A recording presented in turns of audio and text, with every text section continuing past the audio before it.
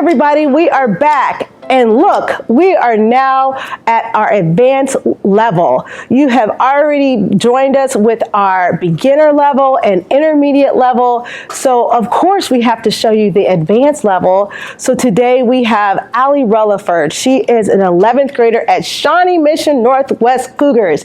And I say it with enthusiasm because that is my alumni. That is my high school that I graduated from. So Allie is definitely going to be focusing on kind of the things that you would need to know in high school. So those things are prepping for an audition or chair placements or getting into that college. If you want to audition, if you want to be a music major or you just want to play in the band, you have to take an audition. So Allie is going to focus on those things. So everybody, are you guys ready to hear what an advanced player sounds like?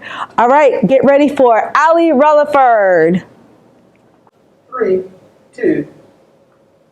Hello everyone, we are back and I'm here with Allie and we are demonstrating the advanced player.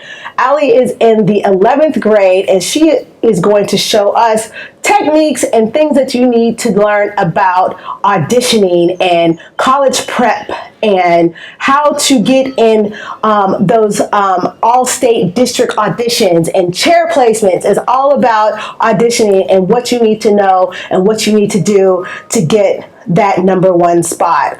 All right, so Allie, are you ready to demonstrate us on what we need to do to be prepared for an audition? Of course. Okay, so first thing that you need to know is what is on the audition, right? You need to know what do you have to learn how to play, what do you have to do, and by this time, at this level, you have already learned about your scales, you've learned about chromatic scales. I talked about a little bit about chromatic in the last segment. So Allie's going to demonstrate a lot of those techniques and things that you need to know for an audition. So let me tell you this. So when you get into high school, there's going to be chair placements where you can audition for chairs to be in the first chair, second chair, third chair, and things like that. And so your band director is going to have certain requirements that you're going to need to perform for. So for an instance, I remember for my chair placements, I had to be able to play a full chromatic scale. What that means is starting on the lowest note of your instrument and going all the way to the highest note possible. So that demonstrates your range as a player.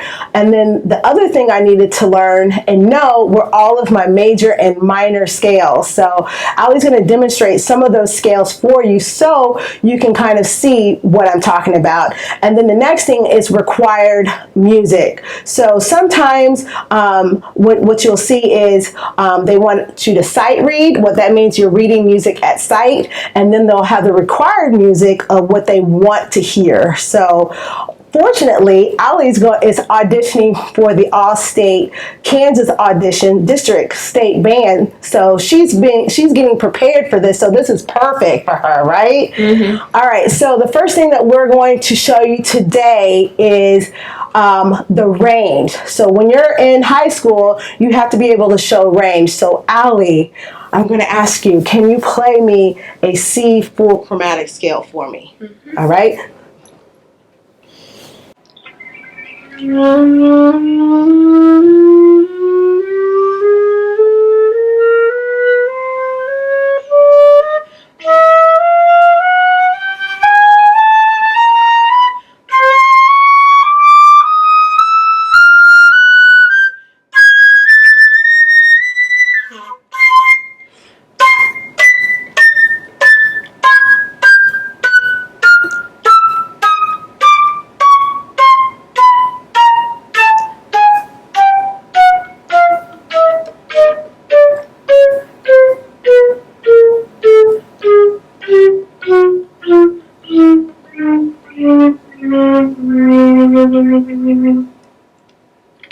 She did it, you guys.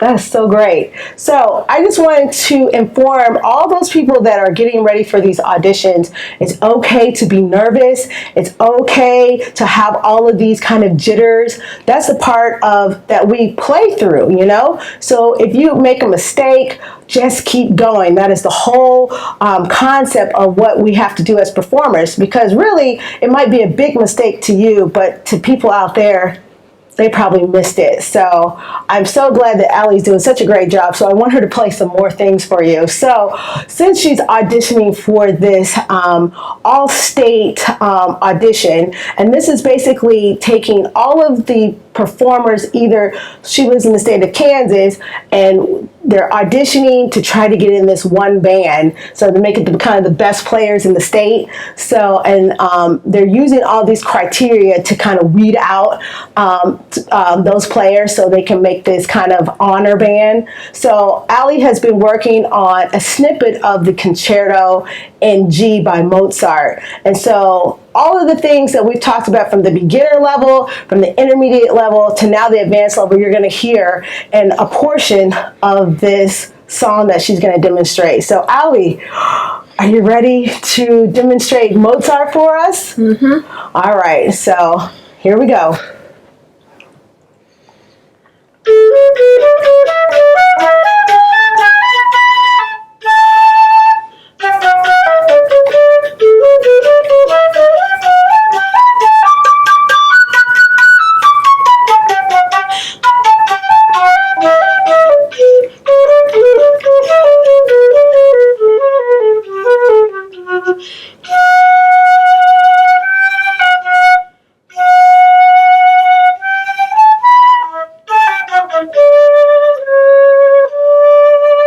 Wow, that just gives me goosebumps. So, you know, you guys can do this. So every part of a musician's career, kind of from elementary through the advanced level, are different stages. And you just seen here from the first segment, the second segment, and now here on how to play your instrument and how to play it in all levels and stages of how to play the flute. So thank you so much, Allie. Thank you for demonstrating such great flute playing.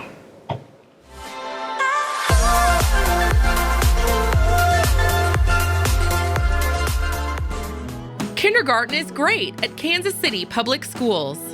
I know they have really good teachers. I know this is a great school. They teach them stuff that I thought my kids would never be able to know at the age of 5. Since deciding to send our kiddos to a neighborhood school, we've become even more of a part of our community.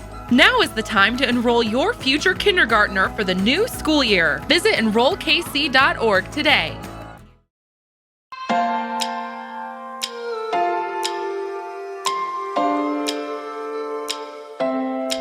Welcome back to PE with Coach K. Once again, we are in my gym at Foreign Language Academy, and today we're going to be working on another fundamental movement.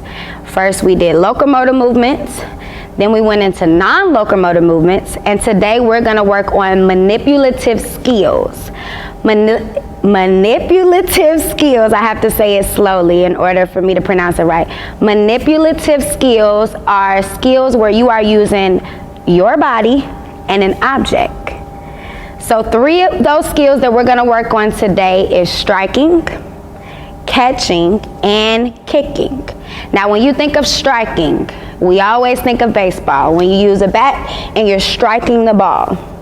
Or maybe you are striking the ball at somebody in dodgeball.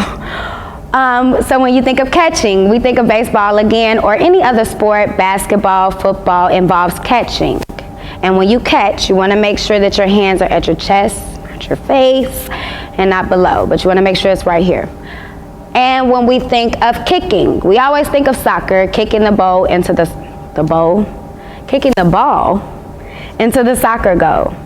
So we're going to work on those 3 manipulative skills, and you can see that each of those skills, we're using our body, but there's an object. There's a ball, there's maybe a frisbee that you're throwing, but we're using our body and the object. That is what manipulative skills are. So I am going to bring a special guest, and her name is Miss Moore. She is a counselor at Foreign Language Academy, and she is going to help demonstrate the 3 activities that we're going to do. So what you're going to need, if you have a paddle at home, you can use a paddle and you can use a small ball. If you don't have a paddle, you can grab a spatula out the kitchen. You can take a paper towel or 2 and just roll it up in a ball as well. So with our spatula and our ball, or paddle and our ball, we are going to strike our ball up in the air to see how many times can we keep it up. Now when we do this, we want to use hand-eye coordination, meaning we want to make sure that we're using our eyes to follow the ball so that we know where to put our spatula or our paddle to keep the ball up in the air. So we can put the ball inside and we can toss, keep it up. How many times or how long can you keep it up in the air for 30 seconds? After we do striking, we're gonna go into catching. And with catching, you don't need the spatula or the paddle, so you can go ahead and put that down. We'll just use a regular ball. And you wanna make sure you have a partner, just to make it fun and interesting. So we're gonna see how many catches can we successfully make in 30 seconds. And when I mean by successful, I mean you have to catch it. So you can see how many that you make with your partner. So you're not counting by yourself, you're counting with your partner to see how many catches can we make together. So teamwork. And then last, we're gonna still use this one ball that we have, or your paper ball, whichever you have, and we're gonna kick. So one person is gonna toss it up. You wanna toss it to me? And you're gonna try to find it and, okay, we can try it again. You're gonna try to find it and try to get a good kick. Okay, maybe not. And we're gonna keep trying, but we have 30 seconds to do so. This time I'm going to do it. Okay, there we go. But you have 30 seconds to do so and see how many kicks can you make in 30 seconds. Remember, we're not perfect. You're gonna mess up, you're gonna make mistakes, and it's okay. We keep trying. So let's go ahead and get ready. We're gonna grab our paddle and our ball, or our spatula and our paper ball.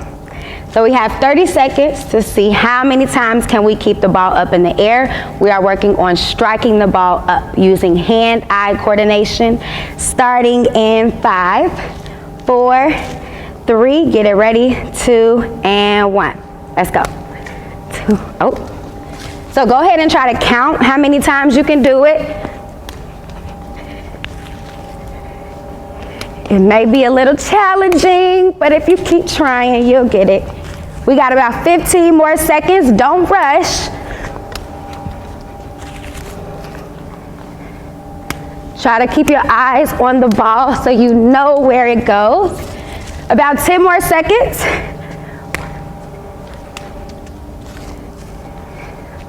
5, 4, 3, 2, and 1. Okay, I hope you counted how many you were able to do. If not, it's okay.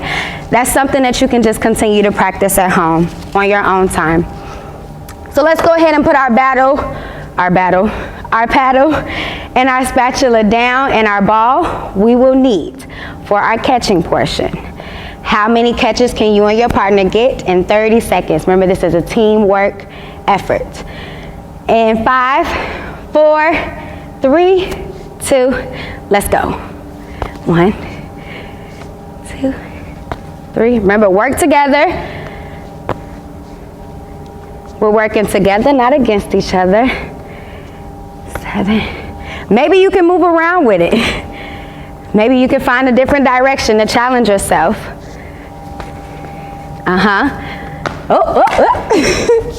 Maybe you keep moving. 10 more seconds. 5, 4, 3, 2, last catch, and 1.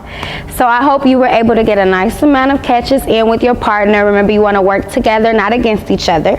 And you can also do this at home to challenge yourself for a long period of time, or you can do how we did, where we kind of moved with it to challenge ourselves to see if we can still catch the ball. Going into our third one, which is kicking.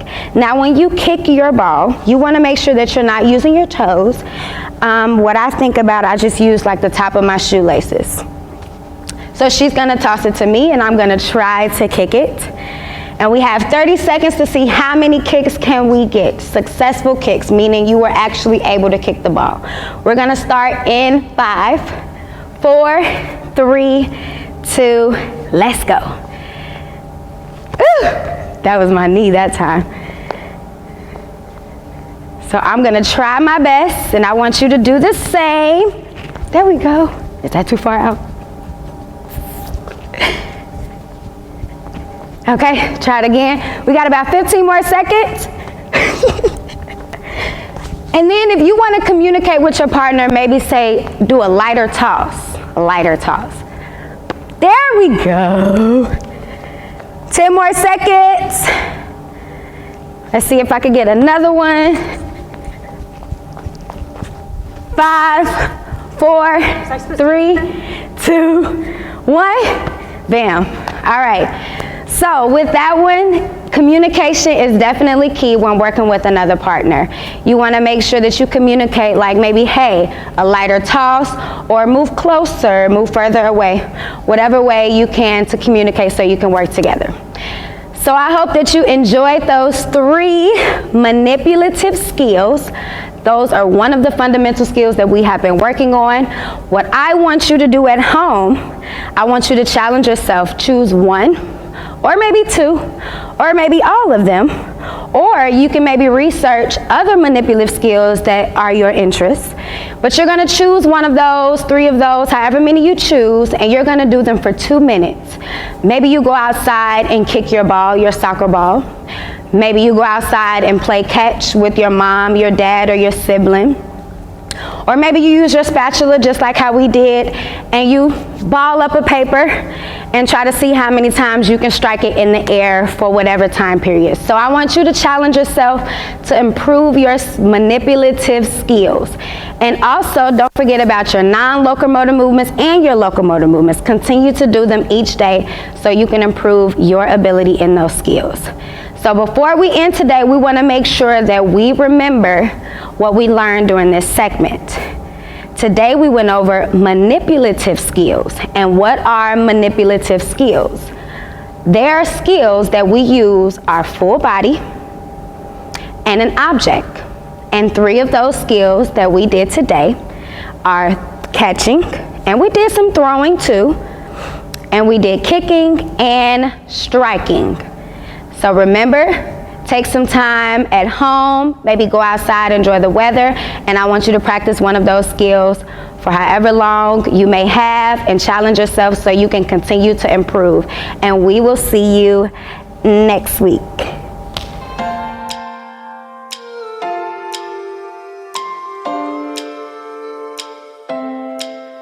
Back to PE with Coach K, and once again I am here in my gym at Foreign Language Academy. So today we're going to work on another fundamental movement. Last week we did locomotor movements, and today we're going to do non-locomotor movements. Non-locomotor movements are movements where you won't travel from one place to another. A lot of things are in one place. You're still moving your body, but you're not traveling from one place to another. So what you're gonna need for today is you're gonna need 3 water bottles. Two of them are gonna be filled all the way up, but one of them are gonna be filled about halfway, and I'll explain it to you later why I want one filled up halfway. If you don't have any water bottles, it's okay. Maybe you have 3 cups at home. I'm sure you have cups or anything that can replace a water bottle. So 2 of them are filled all the way up, and 1 is halfway filled up.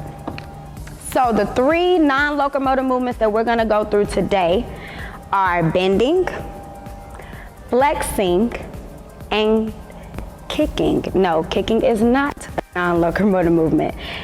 Kicking is a manipulative movement, and that's something that we're gonna work on next week. So we're gonna focus on bending, flexing, and another one that I will let you know once we get there. So the first locomotor movement is bending. When you think of bending, you can think of, when you bend your arms, when you look pointing at something, or maybe you're doing some bicep curls, or maybe you're bending over to stretch. When you think of flexing, the way I think of flexing is when we flex our muscles. You know, sometimes we want to flex, or when we're doing some bicep curls. So the first one that we're going to work on is bending. So you won't need your water bottles for this section. You're gonna use them for the next two, and I'll explain to you the other two. So the first one is bending. We're gonna see how many times we can do squats in 30 seconds. You're gonna see how many squats can you push out in 30 seconds. Now when you squat, you wanna make sure that your weight is in your heels and not your toes. So you're gonna have your feet maybe shoulder width apart, or if you feel more comfortable having your toes pointed out, you can, but you wanna make sure your weight goes back in your heels, your hips go back, your chest stays up, and you bring your hips forward and you come back up and straighten. Do not lock your knees all the way out. You wanna keep them slightly bent. So we're gonna see how many times can we do squats in 30 seconds. You don't have to go fast, you can go at your pace. And squats are a non-locomotive movement because we're doing what? Bending our legs, okay? The second one is balancing. Balancing is another non-locomotive movement that we're gonna focus on today. So when we balance, that's what we use our water bottle that is halfway filled up. For that reason, you are going to place it on your head. Find a good place for it. You're gonna try to focus in on one thing. You can balance with your feet on the ground, arms out, hands on your hips, whatever is comfortable. Or you can challenge yourself, lift a leg up, put it down, maybe lift another leg up, maybe lift an arm and a leg, and another arm and a leg, okay? And we're gonna see how long we can balance the water bottle on our head for 30 seconds. Remember, we're using the water bottle that's halfway filled up. And then the last one is flexing. So we're gonna take the water bottles that are filled all the way up, and we're gonna do some bicep curls, where you're gonna flex your bicep muscles, keep your elbows close to your body. You're gonna extend your arms, and then you're gonna bend them. Yes, you're gonna bend them because bending is a non-locomotor movement, okay? So let's go ahead and get started. Remember the first one, we don't need any water bottles, we just need our body. We're gonna see how many squats can we push out in 30 seconds. Are you ready? Because I am. Ready? We're gonna start in 5, 4, 3, 2, 1. So let's go ahead and push them out. Make sure you're counting. Keep going. Remember, keep your heels down. Don't put your weight in your toes.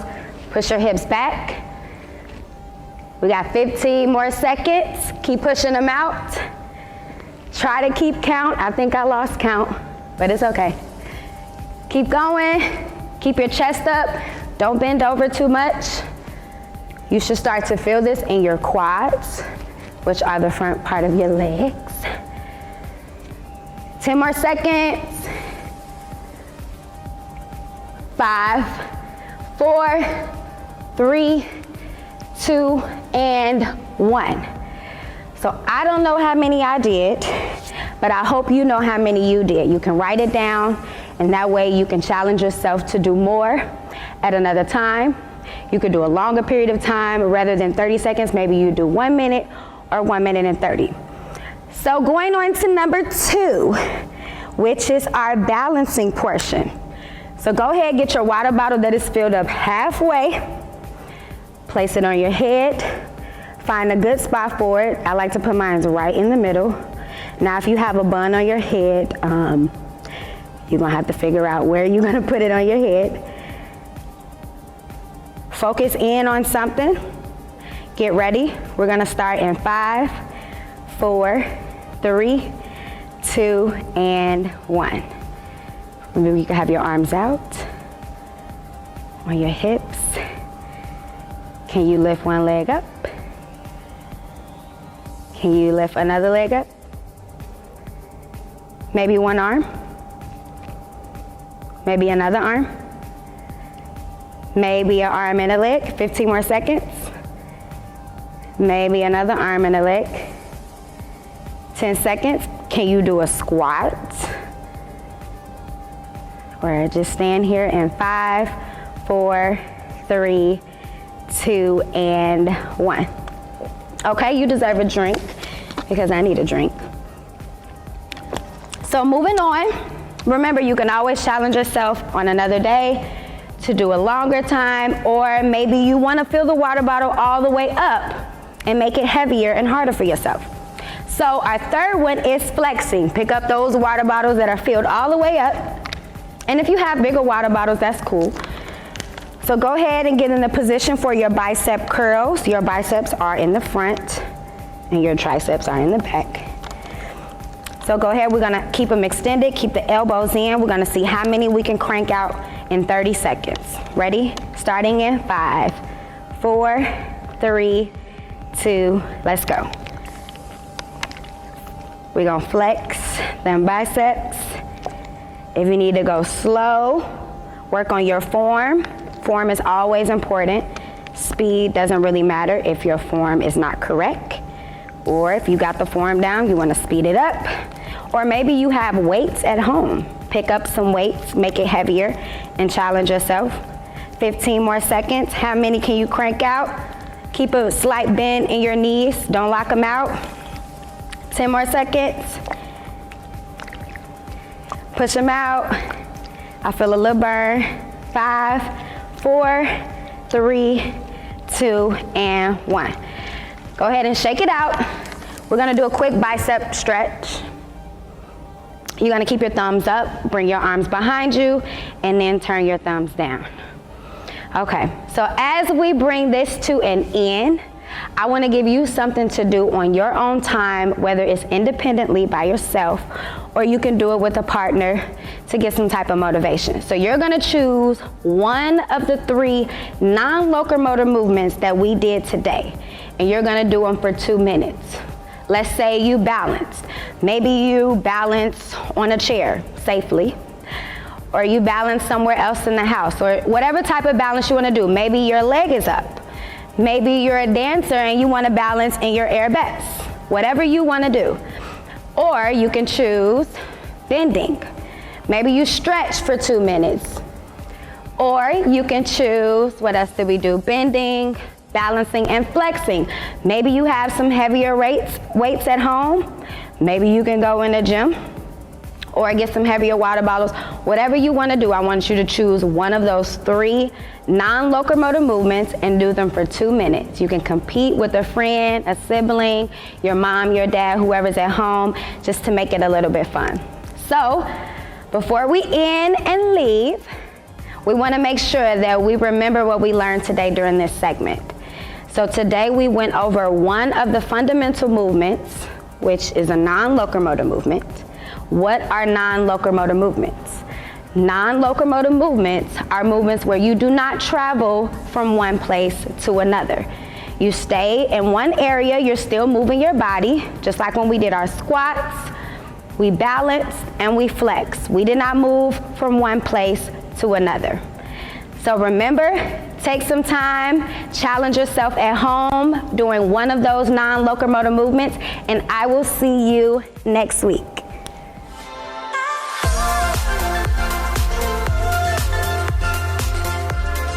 The desire to create lives within each of us. From Grammy-winning producers and musicians, to NBA stars, to Navy admirals and Medal of Honor recipients, to internationally renowned artists and beloved local muralists, Paseo graduates have been creating their own success, their own history, their own legacy since 1926. Now it's your time. Create your future at Paseo Academy of Fine and Performing Arts. Learn more at enrollkc.org/Paseo.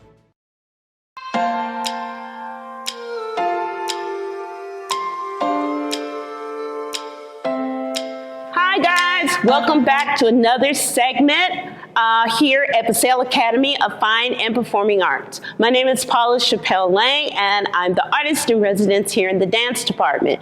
Now today we're going to look at the form of tap. Okay, now as you already know, I always like to give a little history before I get started with something. So, saying that, tap is characterized by using the sound of metal taps that attach to the ball and heel of the shoe and striking the floor as a form of percussion coupled with interpretive body movements. It's a combination of the African juba dance, English clog dancing, and the Irish jig. It developed for the Africans when their slave owners took away traditional African percussion instruments. Slaves turned to percussive dancing to express themselves and retain their cultural identities. These styles of dance connected with clog dancing from the British Isles, created a unique form of movement and rhythm. Tap gained popularity after the Civil War as part of traveling minstrel shows, where white and black performers wore blackface and belittled black people, portraying them as lazy, dumb, and comical. In the 20th century, tap was featured in vaudeville variety shows and was a major creative output for the Harlem Renaissance. This is also when the modern tap shoe was developed. Before, it was a wooden shoe, usually with pennies attached on the bottom. Tap began to decline, but was brought back to life with Hollywood movies. Popular dancers such as Shirley Temple, Bilbo Jangles Robinson, Fred Astaire, Gene Kelly, and the greats were Master Juba, Clayton Pegleg Bates, Janny Lagone, who was the first African lady to start as a soloist, and who can ever forget the magical Nicholas Brothers, Gregory Hines, and Savion Glover. Let's get started. As you can see, I am being joined by Faye and Jalen. And what we're going to do is demonstrate what I call the bread and butter steps of tap. They're usually in every kind of tap dance or every step that you do. So the first thing I'm going to demonstrate is just a brush going forward. So it's going this way. You're going to loosen up the ankles when you do tap and brush it forward and lift the knee. So you guys ready? We're going to do 3 and step on 4 and go. And 1, 2, 3, 4. And 1, 2, 3, and 4. This step can also be done going backwards. Now notice I'm lifting up the knee more and I'm brushing back. That's how it goes. Ready, ladies? And go. And 1, 2, 3, step on 4. And 1, 2, 3, step on 4. Another step is the ball heel. Very simple. It sounds exactly, or you do exactly what you're saying. And going 1, 2, 3, 4. Ready, ladies? Go. 1, 2, 3, 4. Another step is the shuffle step. We have 2 brushes in that. And we're going and 1, 2, and step. And 1, 2, and step. Ready? And go. 1, 2, step. 1, 2 again. And 1, 2. And next thing, we're going to do a ball change. That's a transition of weight as you do it. So you're going back, then you transition to weight, forward, change, and step. Ready? And going. And ball change and step. Ball change, step. Ball change, step. Ball change, step. Now you can actually put the shuffle and the ball change together. So what we're going to do is 3 shuffle ball changes and 1 shuffle step and transition to the left side. So ladies, let's just go ahead and try that. Ready? And go. 1, 2, 3, shuffle step, and 1, ball for 2, 3, and shuffle step. Now I think we can try this with music. What do you think? Okay, starting on your right foot. Brush. 1, 2, 3, and 1, 2, 3, 4. Brush it back. 1, 2, 3, 4. And 1, 2, 3. Ball heel and ball heel. Keep going. Let's go to a shuffle step. Not so hard. Ball change. And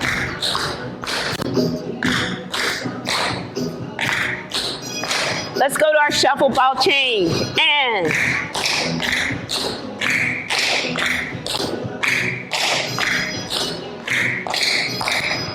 left.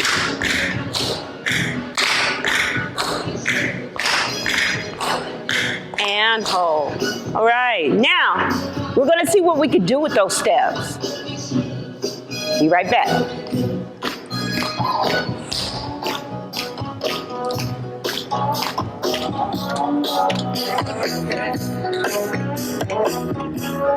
Okay, so let's see what happens. Well, I do it the first time.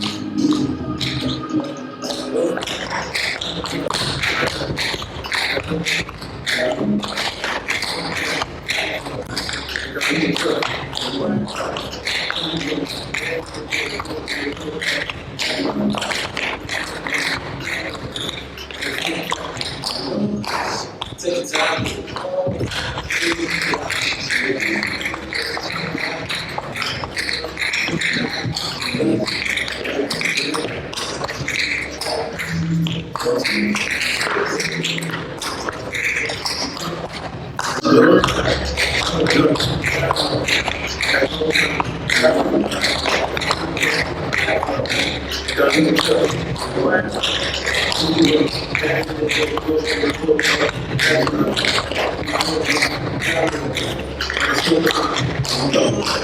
Take time.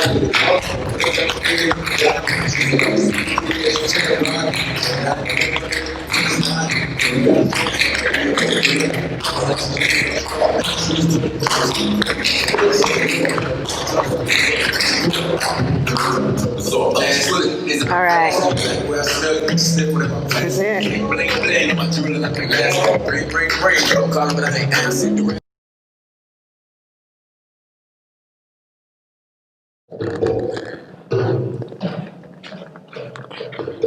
Modern dance is a free, expressive style of movement that started in the early 20th century as a rebellion to the stiff, confined movements of ballet.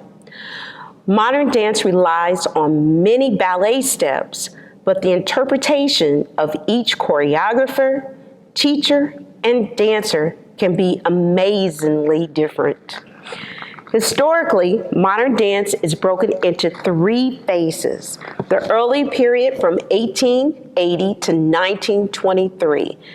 Its most known dancers during that time are Louis Fuller, Ruth St. Denis, Ted Shawn, and Eleanor King. The middle period from 1923 to 1946 brought about Martha Graham, Lester Horton, Doris Humphrey, and Katherine Dunham. The late modern dance period from 1946 to present brought dancers to the front such as Jose Limon, Pearl Primus, Tally Beatty, and Paul Taylor. Modern dance embraced the contributions of the African American dance artist, whether it produced a pure dance work or blended works with African and Caribbean influences. Our African American contributors blended African culture with modern dance while also creating their own technical style. Katherine Dunham, originally a ballet dancer who was also an anthropologist, drew her inspiration from African dances. Her style was having a flexible torso and spine, isolation of the limbs, and polyrhythmic movement integrated with ballet. Pearl Primus, a dancer, choreographer, and anthropologist, drew her inspiration on African and Caribbean dances to create dramatic works. She based most of her works off of Black writers and on racial and African American issues. Alvin Ailey, a student of Lester Horton and Martha Graham, spent several years working in both concert and theater dance before embarking on his own. In 1958, the Alvin Ailey American Dance Theater made its debut in New York with an all-Black company. Alvin drew upon what he called his blood memories of Texas. His inspiration came from music he heard growing up, such as the blues, spirituals, and gospel music. His most acclaimed work is Revelations.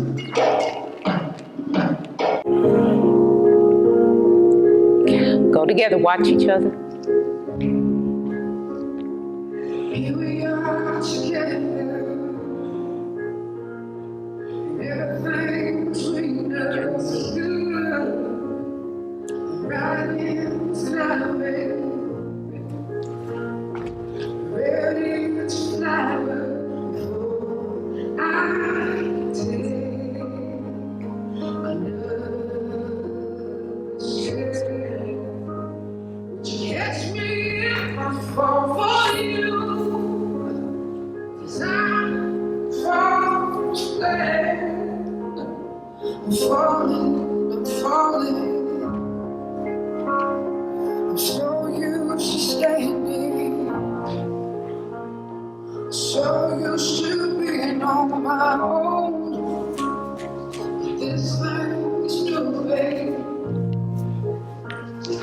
It feels like I'm losing control.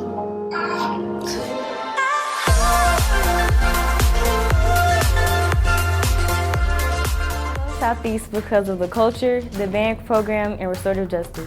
I love Southeast because of the academics, sports, and students. I love Southeast because of the people, the energy, and the advanced classes. It's not alike. I love Southeast because the students here at Southeast are full of potential and they believe in achieving anything. We are Southeast. Southeast. We stand shoulder to shoulder. Join the Southeast family. Enroll today.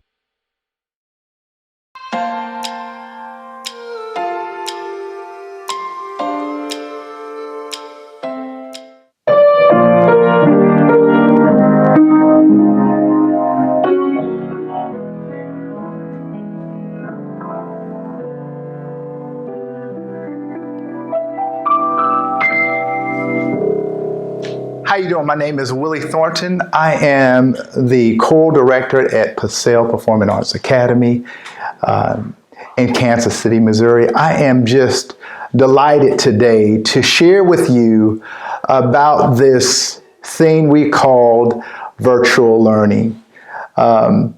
This has been a challenge for choral directors, band directors, art teachers to teach in a way that, to be able to engage our students where they feel like they're accomplishing something.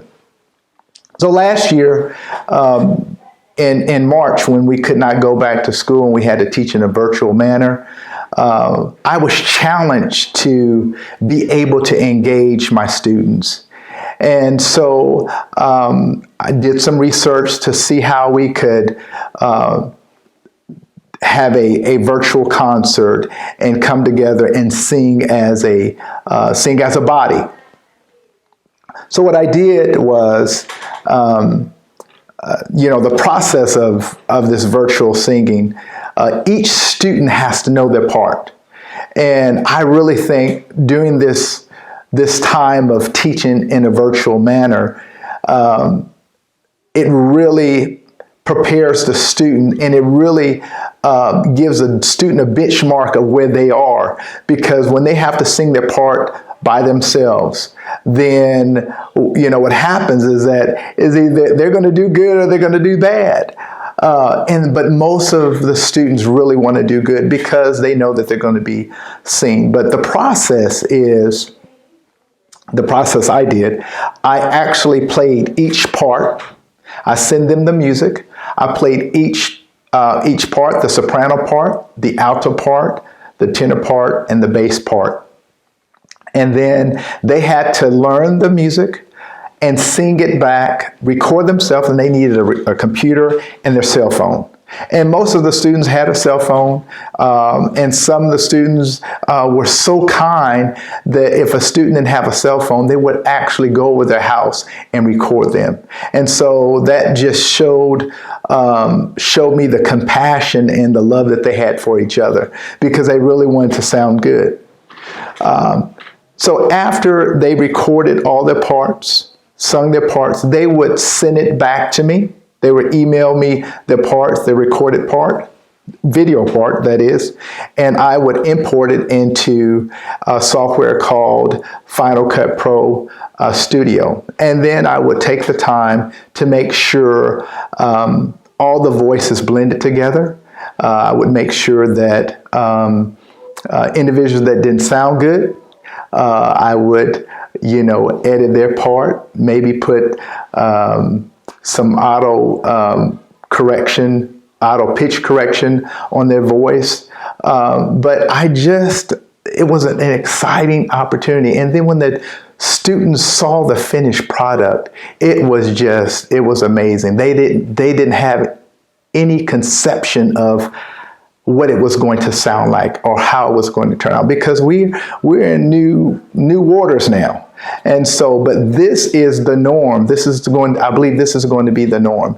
And so I asked a few students to be able to demonstrate today. And so we had Christine, Abrams, we had who's singing alto. We had Kayleen, she's singing soprano. We had Marquise Williams singing tenor.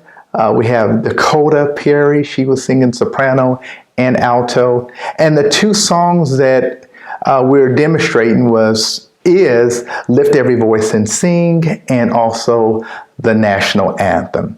So I just thought that these two songs would be fitting for the time that we're living in now,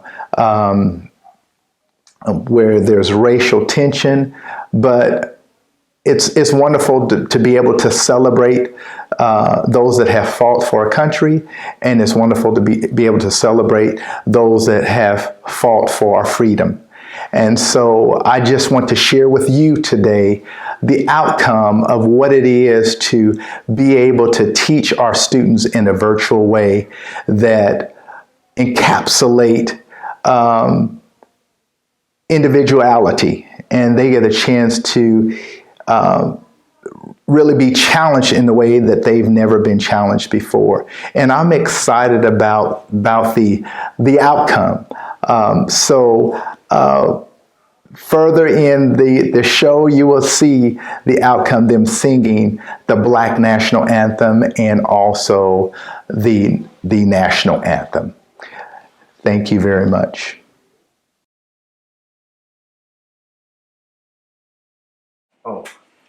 Oh, say, can you see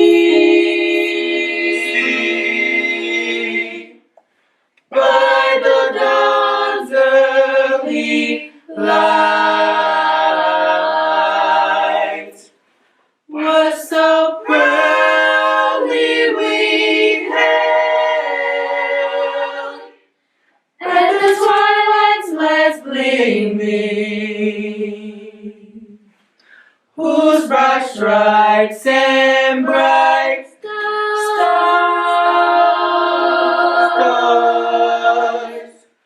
through the perilous fight o'er the ramparts we watched were so gallantly streaming, and the rockets red glare, the bombs bursting in air, gave proof through the night that our flag was still there. Oh, say does that star-spangled banner yet wave o'er the land of the free and the home of the brave.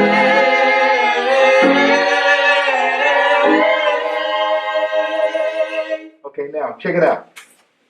Do not be scared of that.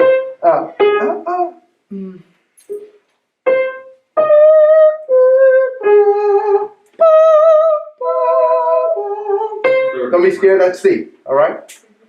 One more time, then we'll do individual. Okay. I have a question. You just heard them sing the Star Spangled Banner. It's an arrangement that I wrote, but we're so used to hearing it in a huge setting, at a football game, at a baseball game, at a hockey game. But here you're able to hear them individually coming together in a virtual way. So I just want you to sit back and enjoy this taste, this flavor that they're going to convey. Okay, so now I'm guessing we're seeing them like little squares, little boxes. Okay. How you gonna Yeah, right. like Zoom boxes. Right. Lift every voice and sing till earth and heaven ring, ring with the harmonies of liberty. Let our rejoicing rise high as the listening skies. Let it resound loud as the rolling sea. Sing a song full of the faith that the dark past has taught us. Sing a song full of the hope that the present has brought us. Facing the rising sun of our new day begun. Let us march on till victory is won.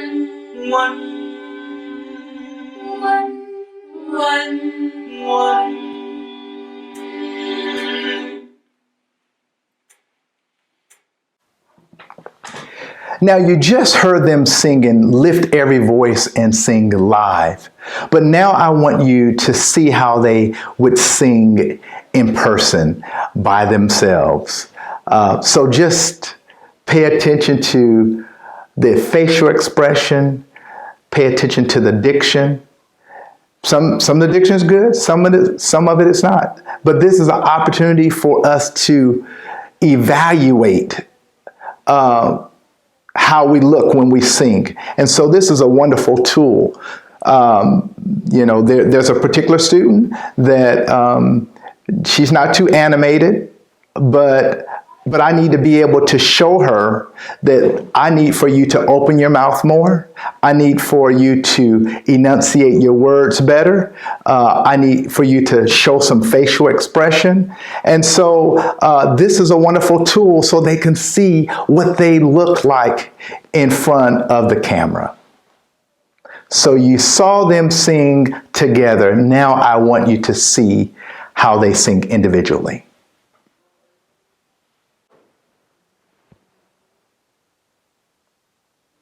Lift every voice and sing till earth and heaven ring, ring with the harmonies of liberty. Let our rejoicing rise High as the listening skies. Let it resound loud as a rolling sea. Sing a song full of the faith that the dark past has taught us. Sing a song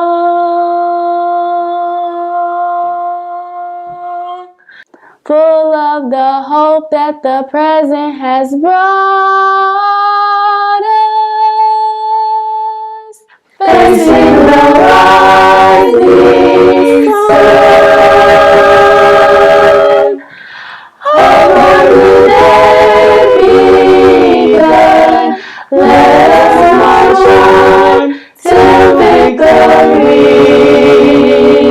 is won.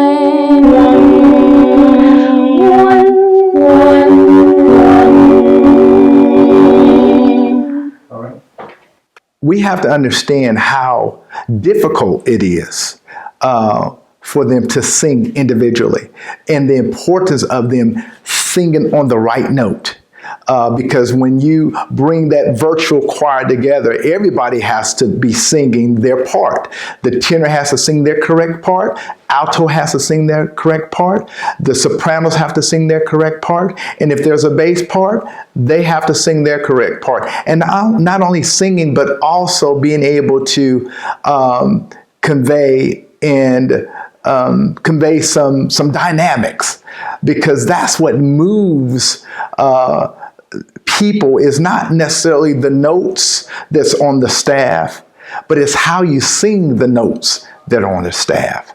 So I just want to say thank you for this opportunity to share with you all. I ask that you, if you're interested in being part of Paseo Performing Arts choral department, if you even feel inclined to give a donation to the department or to the school, we just are so grateful.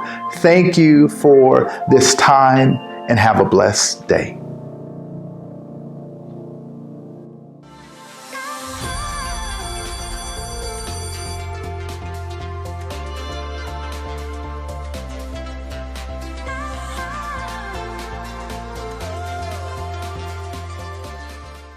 I chose manual because it's challenging and fun, and it can help me with college. I chose manual because I wanted to get a jump start in my career with culinary arts. I chose manual to acquire skills I'd use in real life. I chose manual because I want to be an ER doctor, and being an EMT is my first step. Kickstart your future today at Manual Career and Technical Center. Manual is open for all 11th and 12th grade students in both Kansas and Missouri. Learn more today at enrollkc.org/manual or call 816-418-5200. Kindergarten is great at Kansas City Public Schools. I know they have really good teachers. I know this is a great school. They teach them stuff that I thought my kids would never be able to know at the age of 5. Since deciding to send our kiddos to a neighborhood school, we've become even more of a part of our community. Now is the time to enroll your future kindergartner for the new school year. Visit enrollkc.org today.